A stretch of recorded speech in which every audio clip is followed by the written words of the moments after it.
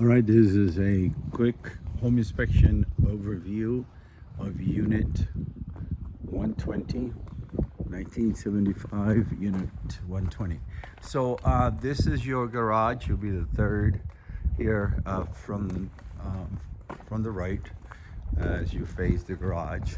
So I start basically on the exterior, then we finish up inside the house. So in the garage, I'm looking to make sure that the sensors respond, and they do respond, and that if something hits the door, it goes back up, and it does. So all the safety aspects of the door are working. It's a little bit of a seam crack right here, drywall crack. It's not a structural crack, so the drywalls usually crack where the tape goes with the compound. This right here, these lines, they're not cracked. They're just a line that somebody drew to line up the shelves, basically lining up the stud before they put the shelves in. All right, so very minor crack here. It's not even worth repairing. It's a hairline crack. There's a couple holes in here that they made to drop the line for the sensors, and they have it covered right now with basically newspaper. So it'd probably be okay if they could close that out. Okay, on the roof, I use the drone, and I make sure even though you are on the first floor, you still want to see the condition of the roof. So we looked that up there. As I go around, I'm going to show you. I'm going to start in the back, and then we will continue inside the house. For the meantime, I looked at the air conditioning unit, the gas supply is on the other side, and also the electrical, which is also on the exterior. Okay, so this is the back of the unit 120. It's recommended that the ground cover is not in contact with the siding because you get termites. There was no signs of termites inside or outside, so that is a good thing. The company I use is called Action Termite, so you will get a 1-year warranty that if there's termites, they'll treat it for free. I have to double check to see if they're covered this area, just to make sure. All right, so sliding door, this door right here will need to be lubricated or adjusted. The rollers might have to be replaced because it's hard to slide it open, as you can see. Sometimes the rollers will need to be replaced. To replace the roller, usually this panel, obviously this screen comes off, this panel comes off, then the door lifts and it comes out. The rollers are matched. You take them to Home Depot or Lowe's or Ace. They're like about $7. So you match the rollers that you took out with the new rollers. They're not standard. Again, looking around the perimeter of the house, I'm looking for termite tubes or anything strange happening there. I'm going to take you to your air conditioning unit, and I was able to identify it by turning the thermostat on and off. It is not labeled. So here's the unit. Here's some information right here on the side. As you can tell here, let's see if I get it to look at it again. It says that it was it says manufacturer, date of manufacture. It says 0102. So that's when it was made. Okay, so that's that. So the condition, the inside is a lot of debris, so it's recommended that it gets cleaned up.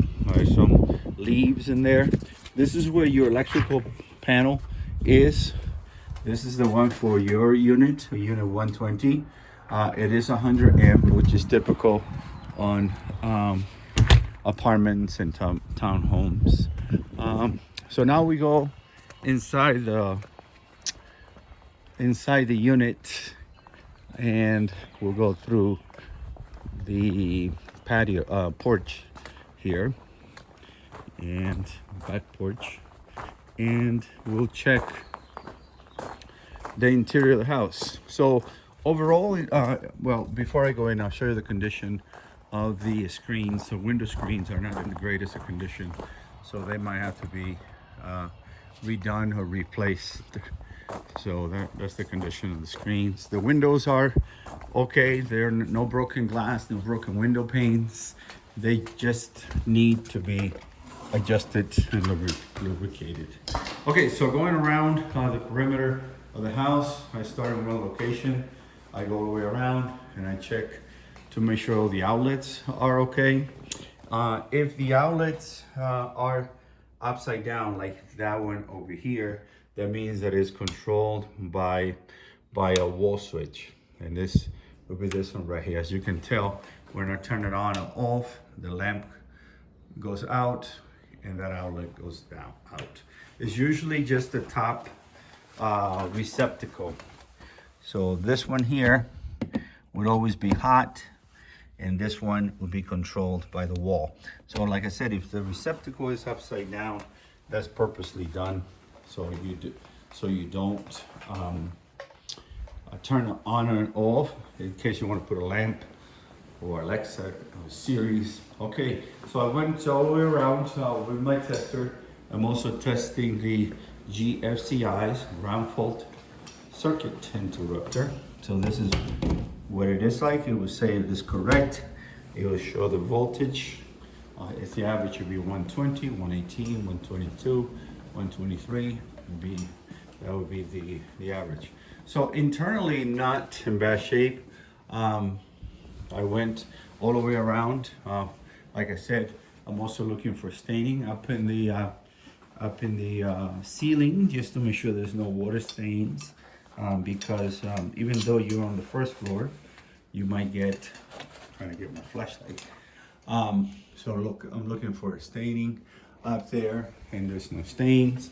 I check your hot water heater. I'm going to take you to that spot there. The temperature for the hot water came out to 107, 110, around that. I checked all the appliances, everything works. I checked the microwave as well.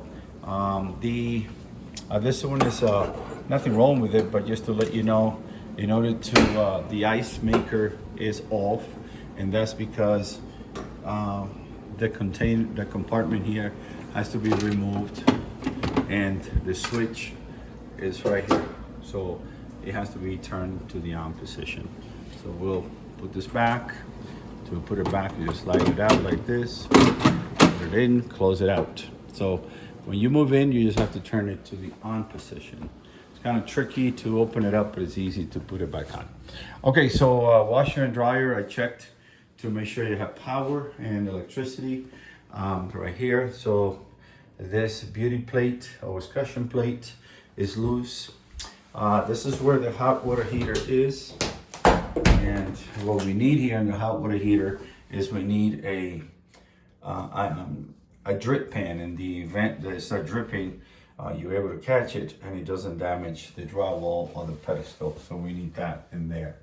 Other than that, it is in good shape. There's no corrosion on the shut-off valve, and it is the date in there is October 2018. 40 gallons, which is typical for a small unit. So that's pretty much it.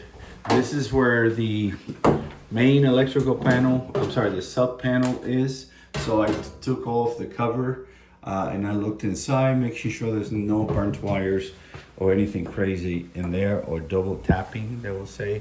That's when you use one breaker for more than one thing. The smoke detectors all through on the hallway and also in the bedrooms. Smoke detector is not required in the kitchen, so I checked for that as well, so that is there. So overall, like I said, the house is in good condition. I'm going to give you the wrap up here. The roof is in good shape, and I would include pictures that I took with the drone. In the plumbing department, I checked all the faucets and I checked under the sink to make sure there's no leak or there's no rust. and the shuttle valves are not rusted and they are operational. The electrical, everything worked out. All your appliances also work. Very minor cosmetic items you just have to take care of. And I show you already the garage door. So, okay, I hope it helps. Let me know. I'll send a report with more details. Bye-bye. Have a great day.